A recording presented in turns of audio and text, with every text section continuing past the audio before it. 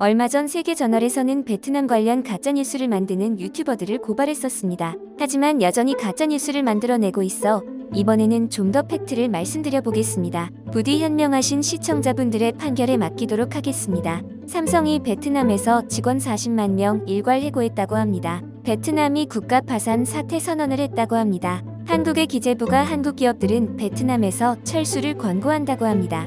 최근 유튜브에서 베트남을 검색하면 쏟아져 나오는 가짜뉴스의 제목들입니다. 베트남에 진출한 주요 한국 기업이 앞다투어 철수하면서 베트남 경제가 부도 위기에 처했다는 등의 황당한 내용이 난무하고 있습니다. 조회수를 올려 돈을 벌려는 유튜버들의 장난으로 받아들이기에는 상황이 매우 심각하게 보여지고 있습니다. 이는 베트남에 진출한 한국 기업들의 활동에 악영향을 끼치는 것은 물론 양국 간의 외교 갈등과 우호적인 국민 감정마저 무너뜨릴 정도로 내용이 매우 악의적으로 보입니다. 대기업들이 베트남에서 철수한다고요? 최근 새로운 투자처를 찾아 베트남에 온 한국인 투자자들이 가장 많이 하는 질문은 삼성전자가 베트남에서 철수한다는데 사실이냐라는데 당연히 사실이 아닙니다. 베트남 상황을 잘 모르는 일반인들이 유튜브 영상에 현혹될 수는 있겠지만 투자를 전문으로 하는 기업에서조차 재확인할 정도로 베트남 관련 가짜뉴스의 영향력은 심각하기만 합니다. 해당 동영상들의 조회수는 일반적으로 15만에서 70만 회로 다양하며 많게는 100만 회를 훌쩍 넘기도 합니다. 이들 영상은 허위 사실에 자극적인 제목을 달고 있는데 베트남 파산 선언, IMF의 긴급 지원 요청, 베트남 총리 탄핵 절차 시작, 삼성전자 특단의 조치, 베트남 현지 직원 50만 명 일괄해고, 삼성 철수에 분노한 베트남 근로자들, 결국 대규모 폭동 터졌다라는 제목입니다. 모두 허위 사실이죠. 베트남 국민 입장에서는 매우 모욕적인 표현이 난무하기도 합니다. 서로 다른 계정의 유튜버들인데 4-5곳이 일정한 시차를 두고 번갈아가며 동일한 주제의 영상을 올리는 패턴을 보입니다. 또한 이들은 공통적으로 전혀 무관한 베트남 현지 언론의 보도를 근거 자료로 활용하는데 베트남어를 읽을 수 없는 한국인들은 속을 수밖에 없습니다.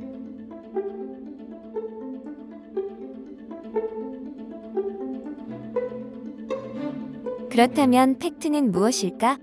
사실을 말씀드리겠습니다.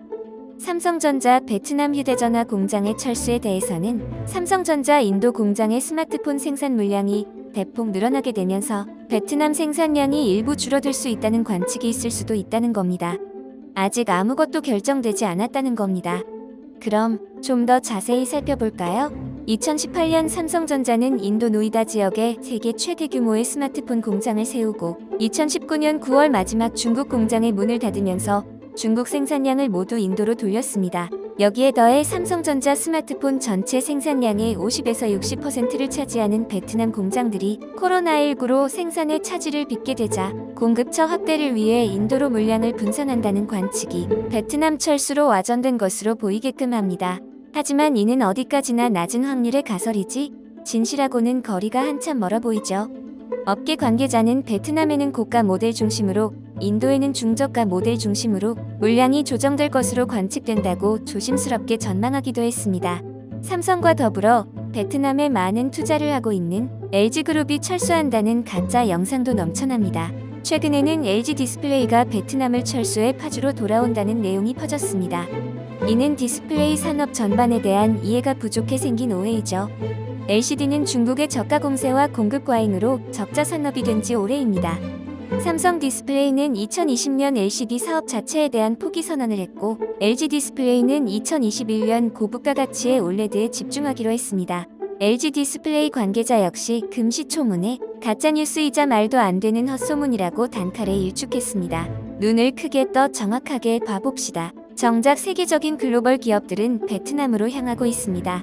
베트남에서 도요타를 누르고 판매량 1위를 달성 중인 현대자동차가 베트남에서 철수를 결정하자 베트남 노동자들이 사장실을 점거하며 시위를 했다는 동영상이 73만 조회수를 기록하기도 했는데 이 가짜뉴스가 황당한 건 현대차가 베트남 노동자들을 해고하고 보스턴 다이내믹스에 스팟 로봇을 투입했다는 대목에 등장하는 스팟이 실상은 생산 제조 로봇이 아닌 인공지능계 로봇이기 때문입니다. 보스턴 다이내믹스는 현대차가 인수한 회사로 개로봇인 스팟 4대를 현대자동차 판매 매장의 브랜드 이미지 제고와 홍보용으로 배치한 것을 그럴듯하게 날조를 한 것입니다. 이 가짜뉴스에 대해 현대자동차 관계자에게 문의해보니 역시나 처음 들어보는 이야기라며 황당하다는 반응을 나타냈죠. 현대차는 오히려 현재 연간 7만 대 생산 규모인 1공장에 이어 연간 10만 대 생산 능력의 제2공장을 증설하고 있습니다. 유튜브에는 한국 기업들이 베트남을 철수한다는 가짜뉴스가 넘쳐나지만 정작 글로벌 기업들은 미중 갈등을 피해 베트남으로 생산 기지를 이전하고 있습니다. 지난 8월 20일 로이터 통신은 애플의 아이폰을 생산하는 폭스콘이 베트남 북부에 공장 설립을 위해 베트남 지방정부와 3억 달러, 우리 돈으로 약 4천억 원의 투자 양해각서를 체결했다고 보도했습니다. 현재 베트남에서는 에어팟, 애플워치, 아이패드를 생산하고 있는데 이제 핵심 상품인 아이폰도 베트남에서 생산할 것으로 보입니다. 삼성전기는 2023년 7월부터 베트남에서 차세대 반도체 기판 생산을 목표로 하고 있습니다. 지난해 12월 1조 3천억 원 규모의 투자를 결정했고 지난 2월 추가로 3천억 원을 투자하기로 했습니다. 고부가 가치의 차세대 패키지 기판을 베트남에서 생산하게 되면서 기존 단순 조립 가공 생산 기지에서 이제는 공정 기술 난이도가 높은 산업까지 앞다퉈 뛰어드는 첨단 기지로서 사실 베트남의 매력도가 계속 높아지고 있습니다. 일본은 오랜 기간 아세안 지역에 천문학적인 금액을 쏟아붓는 인프라 투자와 개발 원조 지원을 통해 영향력을 확대해 왔습니다.